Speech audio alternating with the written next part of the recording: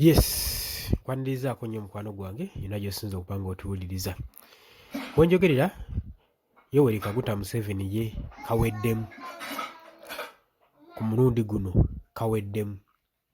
Lwaki nkugamba bwentyo?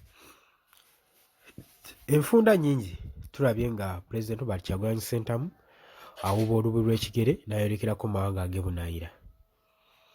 Naddala ago agatwala demokulasiya, agasosowaza demokulasiya okuba ensonga mu ggwanga. Era ge gamu ge mawanga agatongoza demokulasiya mawanga amalala, naddala agali ku kimazinga wa Afirika. Kaakati ebijja si birungi. Museveni wamu ne gavumenti ye kaweddemu. Kutegeeza nti no ku UG Update TV osinza okuba ng'otuwuliriza, mbanirizaako nnyo gw'atonda kuba ng'osubscribinga osobole okuba ng'otwegattako. Osobole okubeera ng'oli updated buli kadde, oleme kubeera ng'omissinga kintu na kimu gwe mukwano gwange ali eyampuliriza.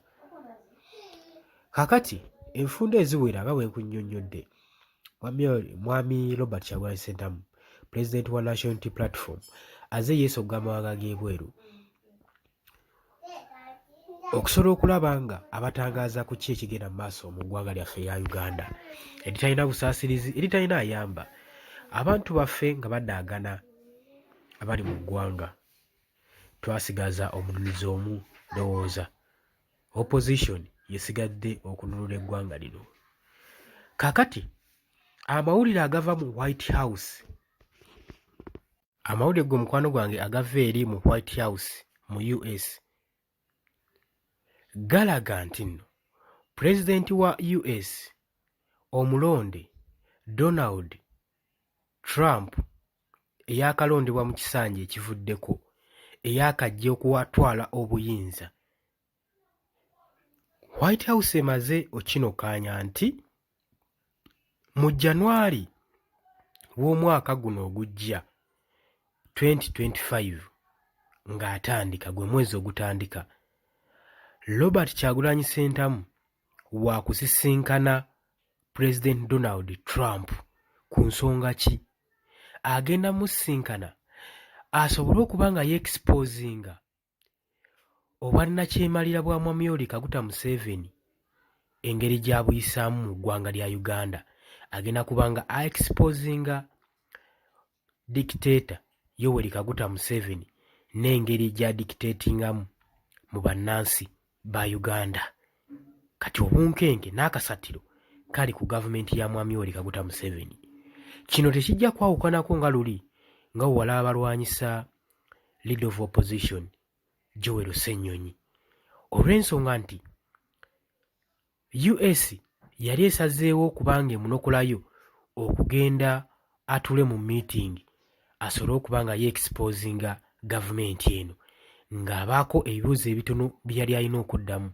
Era twalaba ebiseera ebyo gavumenti yakola ekisoboka okulaba ng'erwanyisa Leader of Opposition Joel Ssennyonyi asobole okuba nga amwamuka entebe, naye oba oliawo tekyasoboka. Era ne bagezaako n'okuyita mu babaka abamu nga bafujjirira omusimbi, ogeza nga lumu, okusobola okulaba nga baleeta proposal mu Parliament okusobola okulaba nga Leader of Opposition avaako abeere ng'alondebwa babaka ba Parliament. Nakyo kyalema. Muno ekigendererwa kyali kyakunafuya opposition ssaako n'okuba nga beewala ebyo Joel Ssennyonyi byagenda okuba nga abeexposingako eri mu ggwanga erya US. Kaakati ebyo ng'obitadde ku bbali, Donald Trump asazeewo mu January w'omwaka ogutandika ogwa 2025 okusobola okulaba ng'asinkana pulezidenti wa National Unity Platform Robert Kyagulanyi Ssentamu amanyikiddwa nga Bobi Wine, okusobola okulaba nga exposinga ku buli bikyamu byonna byonna ebigenda mu gavumenti ng'eyisa bannaggwanga mu ngeri eya dictatorship. Jjukira amawanga ago go gatambulira ku demokulasiya, ge gamu ku gaagala okuba nga gaakitinga amawanga agali mu Afirika okuteekawo demokulasiya mu ggwanga Uganda. Kati gano mawulire si malungi eri dictator Mwami Yoweri Kaguta Museveni, okuli obulizi nti nno pulezidenti wa US wa America agenda kubanga asisinkana Robert Kyagulanyi Ssentamu. Vane ku bino byabadde atalaga amawanga ago n'abaako ensonga z'anokaanya ibadde kuliisa bijanjalo mpiso.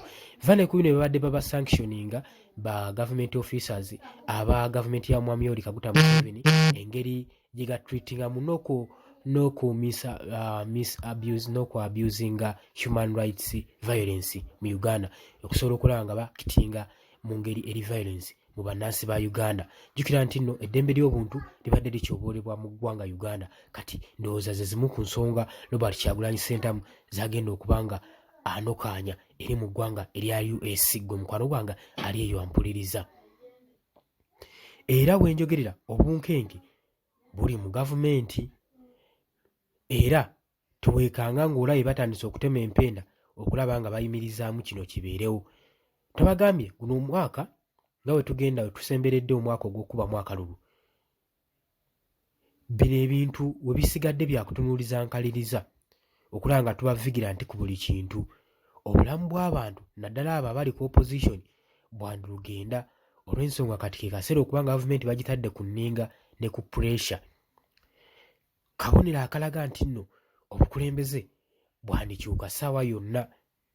Kasita olaba ng'eggwanga litandise okuba nga lyekengebwa, twalabyeko jjojjo ly'abalamu nga America eyisa spy jet yaayo mu ggwanga erya Uganda, era kigambibwa nti nno baspyinga ku State House ey'Entebbe ssaako ne campusi ez'amagye enkulu wano mu ggwanga Uganda. Olowooza yali nsonga ki? Ate era ke kaseera ke kamu Robert Kyagulanyi Ssentamu agenda asisinkane omukulembeze omulonde Donald Trump mu ggwanga erya America.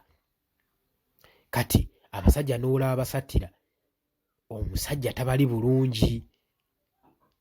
Byonna byonna bibadde beekola ye abadde abagamba mwekola byonna byonna, naye essaawa eyo mbalira accountability ejja ttuuka.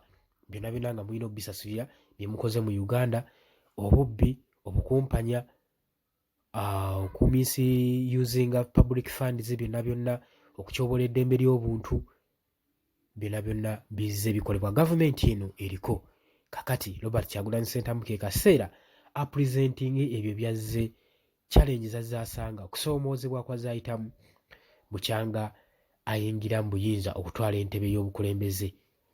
Ensonga nnyingi ezigenda okuba nga zoogerwako, bisigadde tujja kuba nga tubibawa, naye gwe ky'obumanya ssaawa zino mu mwezi ogwa January Robert Kyagulanyi Ssentamu agenda kuba nga asisinkana pulezidenti wa America Donald Trump okusobola okulaba nga yeekipozinga nakyemalira ono Yoweri Kaguta Museveni. Bw'otandika kuba nga osubscribinga, tugeza ogenda kuba osubwa bingi. Genda maaso n'okusubscribinga, likinga, jangu otangaaze mu comment section ogambe olage bannayuganda gulowooza kigendererwa ki pulezidenti wa America okwagala okusisinkana pulezidenti wa National Unity Platform Robert Kyagulanyi Ssentamu. Likinga, sharinga, commentinga. Bategeeza nti nno tubaagala nnyo, temuva ku Yugi Updates TV.